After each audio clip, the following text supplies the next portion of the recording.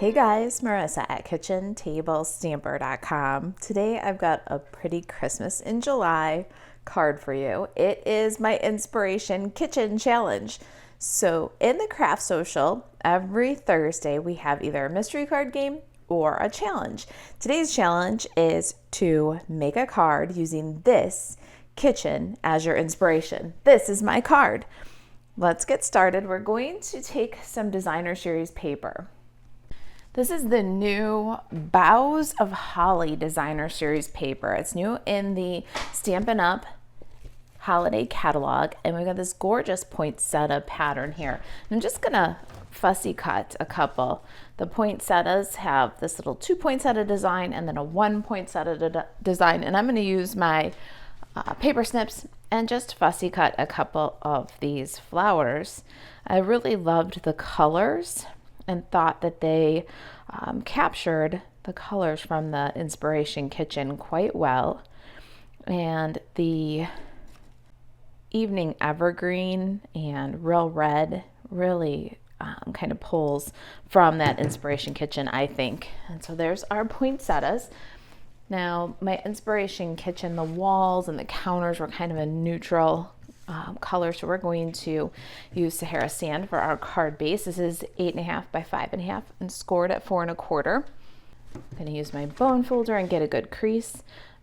Fold this over inside out first, and I pull the edges until it's nice and square. Turn it right side in and just make sure I got a really great straight fold. All the edges are lined up. Run the bone folder over it and get a good crisp card front. Now, going along with that home finishings and the kitchen kind of theme here and inspiration, we're going to do a panel of Sahara sand. This is 3 7/8 by 5 1/8, and we're going to emboss it with the brick and mortar folder. The brick and mortar folder is a 3D embossing folder, so we're going to start with 1. And then we'll pop our paper into the folder. And I like to use the Stampin' Up line there and in combination with the bricks to really make sure that I've got the design level. We don't want our bricks to run uphill or downhill. So using the parallel line of the brick on the long edge and the perpendicular line of the Stampin' Up logo and line on the short edge, we should get some nice level brick. We're going to pop that in. We're going to do the fold first and then crank. And now we've got a gorgeous 3-dimensional brick pattern embossed into there. I'm going to take some tear and tape adhesive here, and we're going to use it to apply the ribbon. And it'll save us quite a bit of ribbon if you use this little trick. We're going to run tear and tape along the long edge of the card, and then just a little bit along the short edge.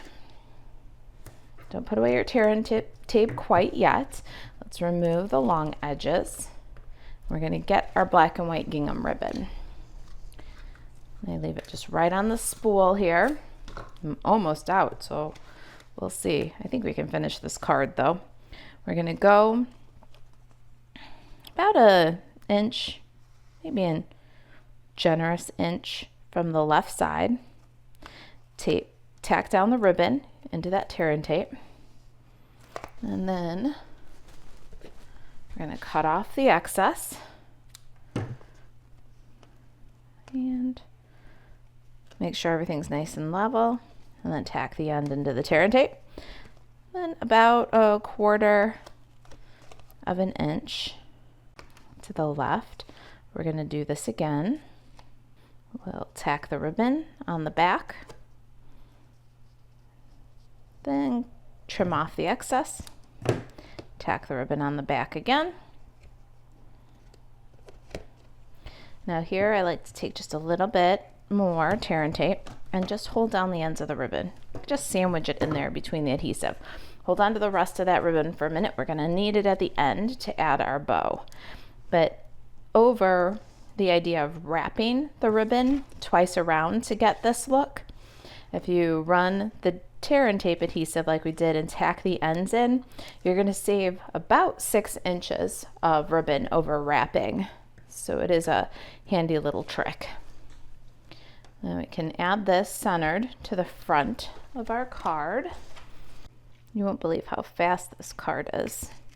And if you make this design, I recommend that you do your fussy cutting, your flowers, maybe sit at night, watch your favorite TV program, and then cut out all your poinsettias. The next day, you can assemble your cards and you'll get some really great results, I think.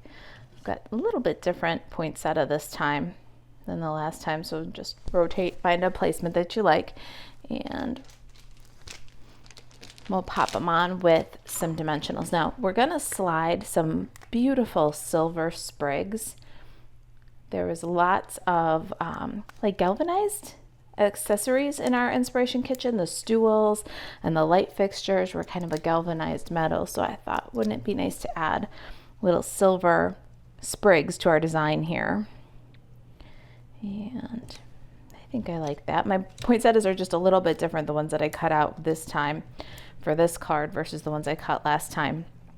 We'll keep our dimensionals kind of to the center so we can have room to slide our sprigs underneath.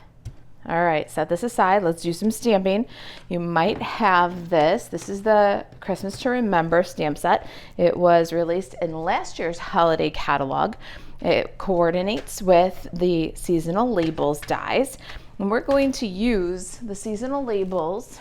I don't know what shape it is. It's kind of like a bubbly square, kind of a rounded square shape.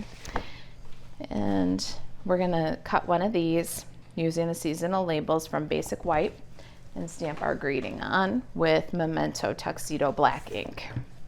So I've gone ahead and I cut that label ahead of time. Let's go ahead and get our greeting. I love this stamp set. It's got kind of a whimsical font, but it's not, it's whimsical, but it's not silly. And the print is very classic. The sentiments are great. Love and joy come to you, may it last the whole year through. Friends like you make the season special. 'Tis the season. This one's really fun to stamp in all the different holiday colors and just pop it up on a card. Really great. Have a holly jolly Christmas. The coordinating stamp set to the Designer Series paper is a beautiful holly. So it's a really good stamp set that you can mix and match with other things you have or things that might be on your wish list. And I'm going to use black ink for my sentiment to pull some more of the black accents from our inspiration kitchen. May this be a Christmas to remember and cherish. And we're going to add a couple of little dimensionals right in the center of our greeting because our flowers are also up on dimensionals. And we'll pop that in. Now back to that ribbon. We're going to slide the ribbon right from the spool. Just leave it on the spool. It's okay. Slide through maybe 5 or 6 inches. And then don't tie any knot here. There's no need to, and it just makes it bulky. It makes it harder for it to run through the postal system, really. So once you've got your ribbon slid through, then with your dominant hand, I'm right-handed, so you see my right hand is down. If you're left-handed, then your left hand is going to be down.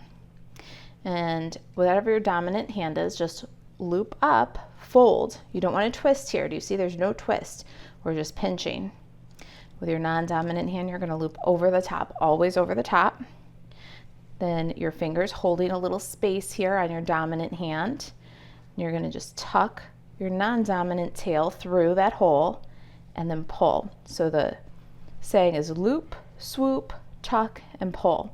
If you do that every time, you're going to get a bow with the ears up and the tails down exactly the way you want it, whether you're left-handed or right-handed. I just tied that one left-handed for those of you who are lefty, and it's a perfect bow every time. Nice part is you just pull the loops, hold the knot if you want to adjust the size, If you want to adjust where the bow is on your card, because you've done it this way, you can slide this up and down the ribbon that it's tied on. So it really gives you a lot of options for some great success if you do your bows this way. All right, so we'll just give that a little bit more finesse and remove the ribbon from the spool. I always tie from the spool because now we cut this away and there's absolutely no waste. That's on the spool. And then when we trim our free end, that's all we throw away. So it's a really good technique to learn how to tie bows this way. Do it right on the spool and you'll have less waste and more success. All right, let's embellish. We're going to embellish with some sprigs. I have two different sprigs here. This little kind of berry sprig, it's kind of tiny. We're going to do 3 of those. Then I have this other one that looks a little bit more like a evergreen kind of a bough. It's a little bit longer. We're going to tuck it under a bit, but that's okay. Got some silver metallic paper. It's the lightest one from the combo pack, and it's kind of got a brushed finish to it, which I thought was really awesome with the Inspiration Kitchen photo. We're going to do these 2 sprigs from the Flowers of Home dies, but of course any sprigs you have might be just perfect. We already have 1 of the bigger sprig and 2 of the smaller, so we're just going to run 1 pass here. We're die cutting, so we'll need 1, 2, and 3. And our cardstock. I love to do the metallic papers with scraps or cut down scraps to fit. When you run the metallic papers through the Stampin' Cut and Emboss machine, it's very easy to pick up all of this scarring as like an impression, almost an embossed or debossed impression on your metallic paper. So don't go put a big chunk of metallic paper on your Stampin' Cut and Emboss machine to cut a little sprig like this. Cut a little scrap off and just use the scrap. All right, let's see this here. And there's our little, it's almost like a little bare twig with berries. And then this one's a little bit more, it's a little bit full. And I liked this part because it looked almost bushy like an evergreen. All right, let's get these added to our card front. I'm gonna just tuck them in, coming from our poinsettias with using mini glue dots and my Take Your Pick tool. I like to take the mini glue dot and we're gonna pick it up on the end of the Take Your Pick tool, and then we're gonna lift our poinsettia, drop the glue dot onto the card, and then I'm going to take 2 of these little sprigs that are like the bare twig, and I'm going to tuck one and then the other. We don't want it to go past the edge of the card, and just tuck them right into the glue dot. And then same thing with another one of these little berry, like bare twigs with the little berries. Pick up a glue dot. I'm going to slide it underneath my poinsettia here. Just stick it right to the card front. Doesn't want to stay. There we go. And then I'll add my sprig. And I want this one to kind of go up over the label a little bit. Now these, I'm only really concerned with this end that looks a little bit brushy, so I'm going to trim it down a bit. And same with this one. And I'll add one to the opposite side of each of the poinsettias here. You're doing that same technique where I take the glue dot, put the glue dot on the card, and then add the sprig into the glue dot. This one's going to go right up against our bow, so I'll lift these little berries. So the mini dot is right on top of the ribbon here. And I'm going to put the little sprig on the mini glue dot and then pull the Take Your Pick tool right out. Give my bow a little bit of, there we go, a little direction there. Last step. I love these new embellishments. I didn't know exactly what to make of them in the catalog, they looked a little bit like flying saucers to me. These are going to be so awesome for the holiday. They're red and green adhesive back pearls, and you get gold, silver. This one is soft succulent. It'll look fantastic with mint macaron, with evening evergreen, and then these gorgeous almost cherry cobbler, but they're pearl. So they're going to look awesome with all of the reds. This is real red. This is cherry cobbler. That's probably the closest match, I think, with sweet sorbet. They're gorgeous, but they're kind of petite and just the perfect little touch to kind of sprinkle around the card.